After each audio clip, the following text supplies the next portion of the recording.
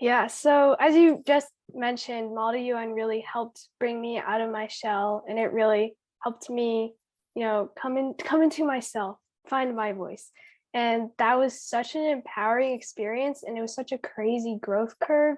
Looking back on it, it was just like I think Model UN is one of the biggest contributors to who I am today and why I can be confident enough to say yes to this podcast and talk about this and everything.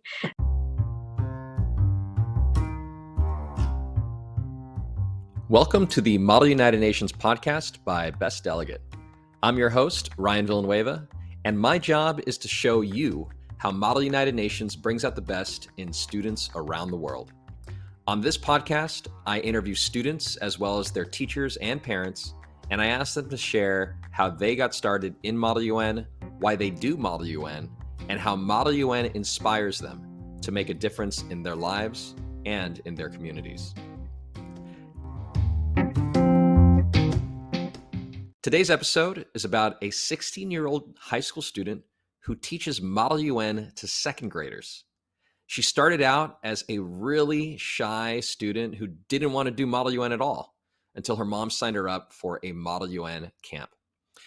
After getting better at Model UN and realizing how much she benefited from the activity, she decided to start the Model UN programs first at her local middle school and then the local elementary school.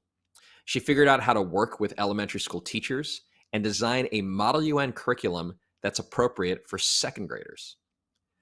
But what's so interesting is how thoughtful and reflective she is. She realized how much she would have benefited, how much more she would have benefited if she had started Model UN earlier.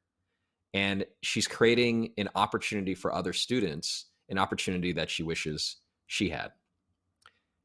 It's my pleasure to introduce today's guest, Natalie Wong. Natalie, welcome. Thank you. I'm super excited to be here.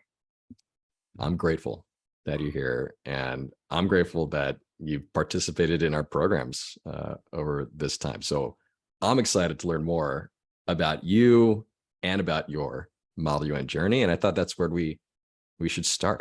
How did you even get started in Model UN? Yeah, so funny story actually. I initially didn't want to do Model UN because I was very against it because in fourth grade, elementary school, fourth grade, fifth grade, I was very, very quiet. I was the quiet girl stereotype. Every single part about that was me. I did not raise my hand in class. Participation rubrics were always, 0 out of 5 points or whatever it was. And it was an issue that I knew I had to work on, but I was so shy. I was scared about talking because I didn't have any confidence that what I would say would be right, what I would say would be accepted by the other people I was talking to, especially in a academic context because I was so focused on having to be right. So I was just scared. And so I really needed pushing to get into it. So my mom, one day she came to me and she said, "Hey, Natalie, I signed you up for initially it was just a speech and debate camp. So she said, "Hey, Natalie, I signed you up for this debate camp over the summer. Do you want to do it?" And I said, "No." And she said, "Too bad, you're doing it anyways." So I Thanks, walked Mom. into this not being very happy about it, to be honest. But then at this camp, we were doing the drills every day. We were, constantly just talking and talking and talking and practicing. And over time, as you keep doing that, with all of the practice, you definitely start to gain that confidence and you start to think, oh, hey, I know how to talk. This is not something I'm just inherently bad at. It's just a skill that can be trained and that I'm training myself to do that skill right now. And so I started building this confidence. I started getting this feeling that I kind of knew what I was doing, which was very exciting to me. It was a new feeling because I never had that before in class. I was a super shy kid. So I just got addicted to this feeling of, being able to stand in a room and feel the power of being confident in myself and being able to talk to others and influence them through my words. And it was an addictive feeling. Don't get too addicted. So I just kind of fell into a loop where I thought it was actually exciting and I wanted that feeling to keep going and I wanted to get better at it. Okay, so you're saying you did this debate camp, but that's what sort of introduced you to Model United Nations. Yeah. And then were you getting involved in Model UN through like your school? Like, did your middle school like have a Model UN program, or your high school have a They Model did UN not. program? My high school has a Model UN program, but by the time I was in high school, I had already been doing Model UN for 3 years, so I was already pretty experienced with it. So my school team wasn't really in the picture that super early, but now they are. Now I am on my school team now, and I actually helped start the middle school division, you might say, of my That's school's cool. Model UN team. So now it is in the middle school at my school, but it wasn't earlier. So you're a leader within your school's Model UN program. Yeah. And you said you started the middle school, like your middle school programming as well? Yeah, I helped do that because when I was in middle school at my current school, which has middle and high school, there was no Model UN team in middle school. I was actually like the only one of the very few Model UN kids at my middle school. And it was a little bit lonely. So I got to high school and I discovered that we actually had a Model UN team because didn't know that in middle school. I didn't know our high school Mhm. had it. So when I got to high school, I thought this would have been very useful to have as a middle schooler. So I talked to the leads of the heads of the high school Model UN team about doing something for middle school with more of a focus on just training instead of going to conferences for the middle schoolers. We had a bigger focus on just training usually. Okay. And then and I just talked to them about that, and they thought it was a good idea. So they kind of took it from there and started talking to teachers because they had the connections with the teacher advisors. And then I think they started doing stuff with some eighth graders. Eighth grade Okay. was kind of the age group, you know. But so you took the initiative to like Yeah. reach out to your like school Yeah. and say, hey, I want to start a Model UN program for the middle school. Yeah. How I just how old talked to how them. old were you? I was a freshman, I think. It was kind of it was a little bit second semester freshman. That's Yeah. incredible. That's amazing. Yeah, no, I think some of the confidence I got from Model UN actually helped me start that conversation. I mean, if you're going to take that initiative, Yeah. but and now, you and I were talking about this earlier this summer, actually. Now it sounds like you're going even younger and starting to work with elementary school. Is that right? Yes, yes, this is true. And that's through an organization I run, which is called Minimun. For people who are listening, that's spelled Minimun. There's been confusion about how it's spelled. And it stands for Mini Model UN. And yeah, so what we do is we take the Model UN conference format where, as delegates will know, you have the research phase, and then you have the, kind of practicing your speeches phase, and then you go do a conference and you compete in the conference and you craft solutions, the other delegates in your room. There's a whole process very structured for that. And then I was thinking to myself, before Minimun was created or born, man, how useful would this have been to me in elementary school, or as an elementary schooler when I didn't want to speak up in class? It would have been so great for me to get that confidence boost as early as possible, because I didn't get it until 5th or 6th grade. And so it would have been so nice to not live, those 10 years of my life as a scared person. And I thought, wow, I mean, I should do something about this, but I had no idea what to do because I thought, well, I don't know how it would actually work with a real school. I don't know how that works. And Mhm. then luckily enough, I had an old elementary school teacher who was also interested in Model UN and bringing it to her classroom of second graders. And so I got reconnected with her through my parents. And then we created this curriculum together, which we called Minimun, which developed into the organization name. And we ran that unit of curriculum at their school, and we basically took Model UN and we simplified it a lot. So these are second graders we're working with. So we Mhm. had to obviously take out a lot of procedural aspects, Mhm. and then we had to really support them. The teachers really supported them a lot more during that research and learning about the topic process. So we weren't sending second graders home saying, go on Google and just look up stuff about this. Right. You don't want to do that. Instead, we had the teachers in the classroom would be creating What are lessons the for them. what are some example like topics? Like Yeah, what's a Model UN so topic you do with a second grader? yeah, we struggled with that at first. Actually, we had this we had a Zoom meeting. We were thinking all about the topic and what on earth are we going to talk to these second graders about? And we really wanted to do a global issue. I think that was our first thing. And then our first thought after that was climate change, because that is something that more and more kids are learning about.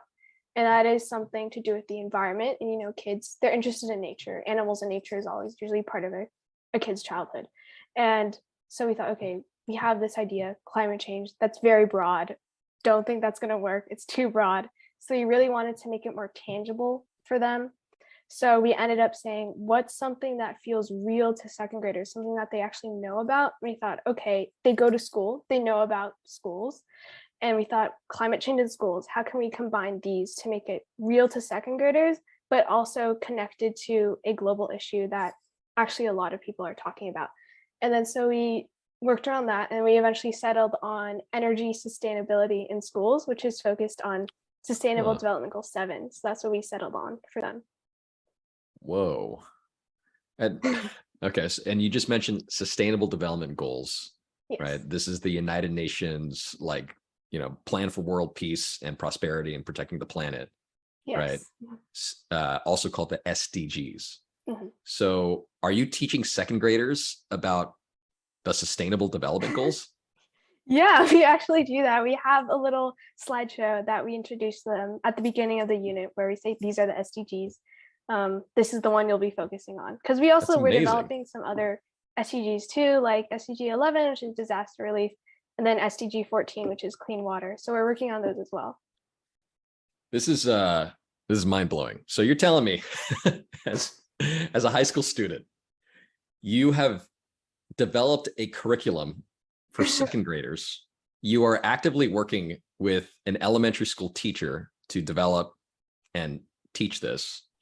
You are teaching second graders about the United Nations Sustainable Development Goals, and you've made it practical for them, talking about like energy, how we use energy in our schools. I want to, that is accurate, yes, but I want to emphasize too that I got to work with actually two elementary school teachers, the second grade teachers at both second grade teachers at the school, kind of joined on and worked with me, and they were truly integral to the whole process. I definitely did not do this alone. Yeah, definitely had their support and had all of their expertise with actually being around the kids too. But yeah, I mean, we took it and we made it accessible to elementary kids, and then we started with second grade, but we also are doing some third and fourth grade stuff now too. That's okay. This is amazing. Like seriously, I knew, you were telling me about this stuff before, but like obviously hearing about it, I'm like, yeah, my mind is blown. Now Oh, thank you. here's the question. Like, Yeah. why? Like what motivates you to want to do any of this stuff? Like it's cool to hear how Model UN kind of, has brought you out of your shell. Sounds like it helped you kind of like find your voice, right, as a student. But then to like go out and take the initiative to develop an entire like elementary school curriculum, right? Or to start working with like what, like why do you do it?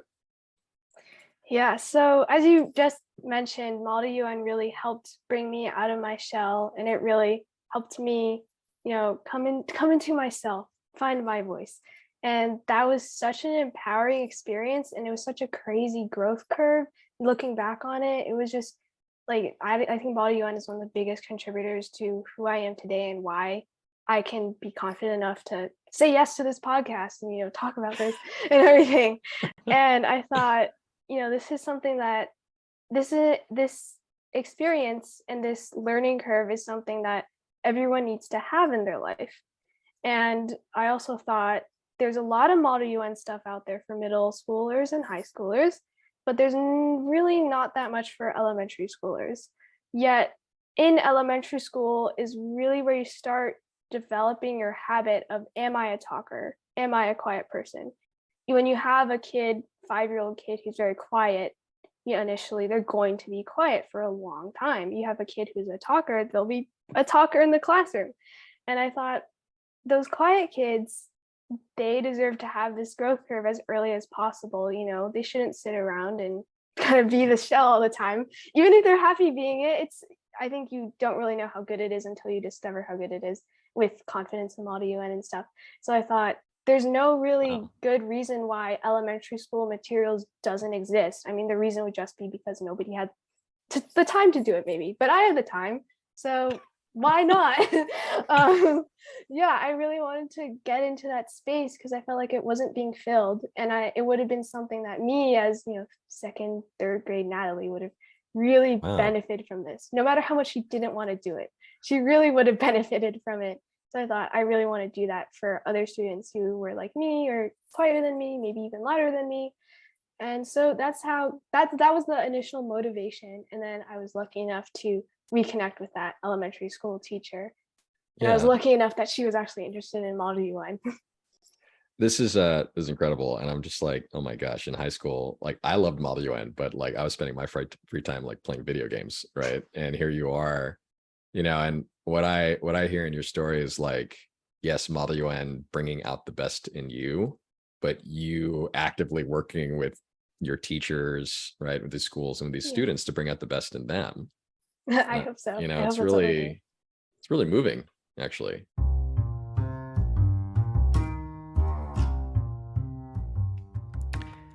Thank you for listening to this episode of the Model United Nations podcast.